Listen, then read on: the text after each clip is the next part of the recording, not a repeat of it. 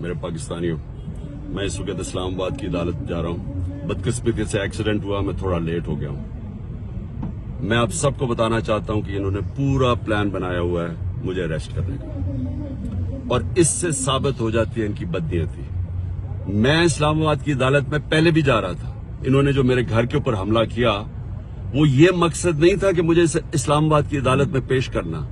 मकसद ये था कि मुझे जेल में डालना। जेल में क्यों डालना? क्योंकि लंदन प्लान का हिस्सा है कि मुझे जेल में डालो। ये नवाज शरीफ की, ये उसकी डिमांड है कि इमरान खान को जेल में डालो और इलेक्शन में मुझे हिस्सा ना ले सके, और ये फिर वही करने जा रहे हैं। अभी मुझे पता है कि मुझे अरेस्ट कर रहे हैं। मैं सिर्फ बताना चाहता हूं कि मैं रूल ऑफ लॉ में मानता हूं, कानून में मानता हूं। पता होते हुए मैं जा रहा हूं, लेकिन मैं कौम को बताना चाहता हूं कि ये बेनकाब हो गए हैं। ये जो लोग ऊपर बैठाए हुए हैं, जो चोर और डाकू और जिन्होंने बैठाए हैं, ये बेनकाब हो गए हैं कि इनकी नीयत क्या है।